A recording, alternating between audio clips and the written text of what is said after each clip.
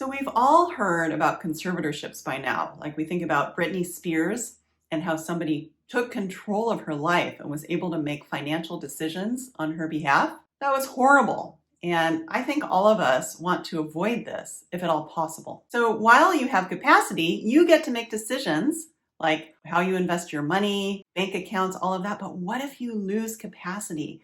What if you get in a car accident? What if you have dementia and you're just not able to understand things anymore? In that case, someone will need to get a conservatorship over you, over your estate, to manage your finances unless you sign something called a durable power of attorney. In this video, we're going to talk all about durable powers of attorney, everything you need to know about them. And I do ask you, if you find this video helpful, I ask you to hit that notification button at the bottom of your screen, that little bell sign, so that you'll be alerted when other videos like these get released, which we release every Monday. Okay, so what is a durable power of attorney anyways? Well, it's a document that you sign. Usually it's 3 pages to 15 or 20 pages. It can be short or long. And it really gives somebody else the power to sign documents on your behalf to control financial stuff.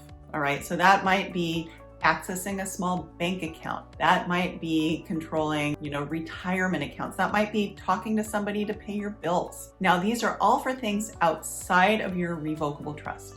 So if you have assets held in your revocable trust, the trustee is the one who can access those assets. So for example, and I get this asked all the time, all right? Hey, I have a bank account held in the trust and my child went and tried to use the durable power of attorney to access that account and they said you can't do that. That's right, you can't do that, okay? The durable power of attorney only works for assets that are outside of the trust, not titled in the trust. Okay, so you have your trustee who manages stuff in your trust, and then you have your agent under your power of attorney manage stuff outside the trust. Now you can name the same person. You might have a very responsible person, and usually we actually name the same person as the successor trustee and your agent of your power under your power of attorney. Now I'm saying the word agent, but actually the proper term for the person that you name under a power of attorney is your attorney in fact. And I don't like this term at all. I mean, let's think about it. This is not an attorney acting, right? If I name my husband, he's not an attorney. Why would we call it an attorney? In fact, he's not my attorney, but that's the name of the agent. So if I say agent, if I say attorney in fact, I'm saying the same thing. Okay, so who would you name as your agent or your attorney in fact, right? Usually if you're married, you name your spouse. That's kind of the natural person to take over and be able to sign things on your behalf. Or you might name your adult children who are responsible. You might name a family friend. You might name a professional fiduciary. Okay, banks usually, if you're naming a bank as successor trustee, they usually won't act as your agent under your power of attorney. A few will, but most banks will not. So you should check with the bank if you're going to name a bank as successor trustee to see if they will act in that capacity. Now, I think it's good to name several people as backups, right? I'll name my husband, but then I also want to name somebody as a backup because what if he and I both get into a car accident, right? You can name as many backups as you want, but usually I suggest naming 2 or 3. And it's best if they're younger than you. But if they're not, I have some younger clients who are in their 30s who name their parents. That's just fine. Usually you update these documents every 5 to 10 years. All right, so just keep that in mind. So we're always looking at these and updating them. So sometimes people ask me, do I have to record this somewhere? Just like with the trust, does it get recorded? And they might even notice at the top right-hand corner of a power of attorney, there's a little box there that says for recorders only. Well, it's only in very special situations that the power of attorney gets recorded. So what might that be? Let's say somebody owns a house in their name and they need to sell the house, but they become incapacitated. Their attorney in fact, under their durable power of attorney, can sell the house on their behalf, but they have to file the original durable power of attorney with the recorder's office, and that gets recorded. All right, so that's just one example of when a power of attorney would get recorded, but usually you don't record them. Usually they're private. So how does your power of attorney become effective? When does it become effective? There's a couple ways to do this. You can say, I really trust the person I'm naming. I'm naming my spouse and he signs for me for stuff anyways. So I'm going to name him immediately. Immediately when I sign the document, that's when it's effective. All right. Another way is you say, well, I trust my spouse, but I want to make sure that he's not doing stuff behind my back. So I'm going to sign that he only can act if I'm truly incapacitated, and 2 doctors sign letters stating and confirming that I'm incapacitated. I can't manage my finances. And only then can he then go and sign on my behalf. We call that a springing power of attorney because it springs into being when I'm incapacitated. You can also do a hybrid. So you can say, well, for my husband, he can sign for me immediately. But for my kids, they need to wait and get the doctor's letters. All right. And if you name a professional like a private fiduciary, they'll always want you to require to get the doctor's letters just to cover their liability. Hey everyone, if you like my mom's video, like and subscribe.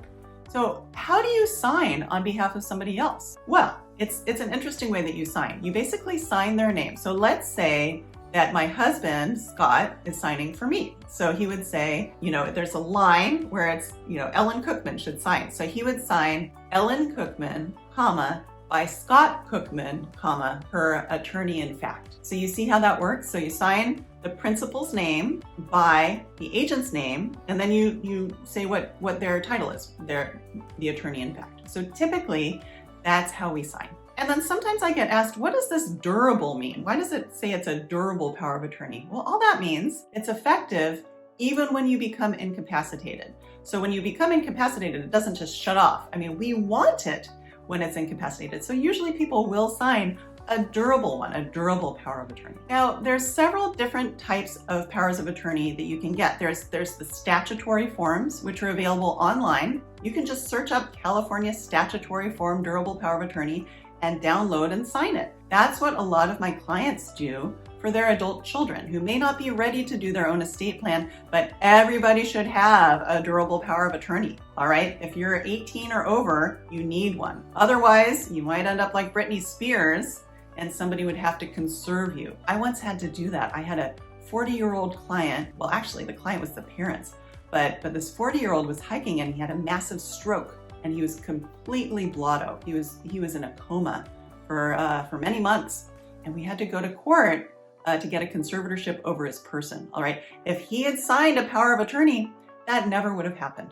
Now, there are some drawbacks with the statutory forms in that they don't have some specific language written out. Okay, there's certain things that you can only do if it actually says it in the power of attorney. It's not like you sign a power of attorney and done, you can do everything for that person. There's certain things like, for example, making gifts, giving away some of those assets. Now, why would you do that? Well, let's say you're trying to qualify for Medi-Cal, or you're making, certain annual gifts, or you're paying for stuff on behalf of the child, their disabled child. To give away your stuff kind of goes against the fiduciary responsibilities. Doesn't it seem that way, right?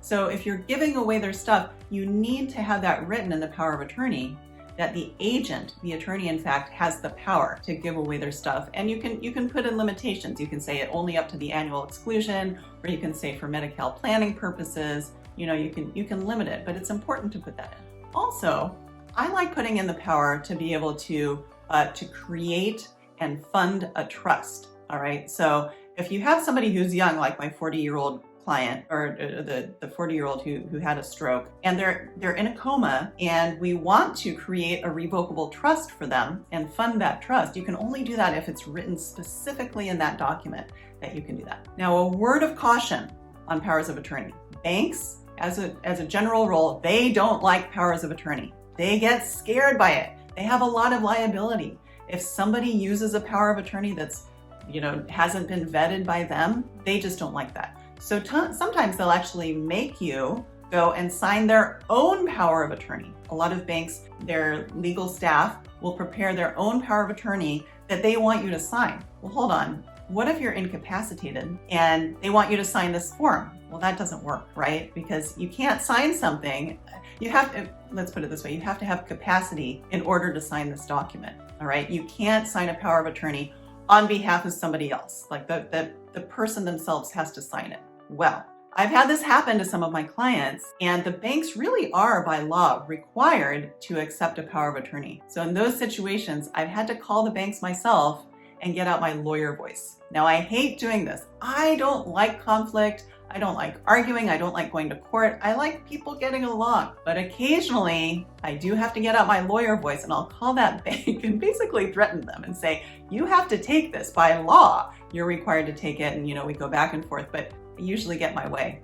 I just want to tell you, my kids, they don't like my lawyer voice at all. That's like the scary mommy voice, okay? So if a bank does require you or says they want you to sign their own power of attorney form and you have the capacity to do so, just go ahead and do it, because it's just so much easier to do that than to try to duke it out. But if somebody doesn't have capacity, then you can push back against that bank. So I hope that this has given you some perspective on a power of attorney. So number one, get it done. All right, sign that power of attorney in front of a notary. Make sure that the person who you've named has a copy of it. And so if anything happens to you, they can act on your behalf. I hope that this video was helpful to you. I also have a video about the other document that everybody should do who's over age 18. It's called an Advanced Healthcare Directive. And I encourage that you go and watch that. And I'll see you over there. Hello everyone! If you liked my mom's video, don't forget to like and subscribe. See you all next time!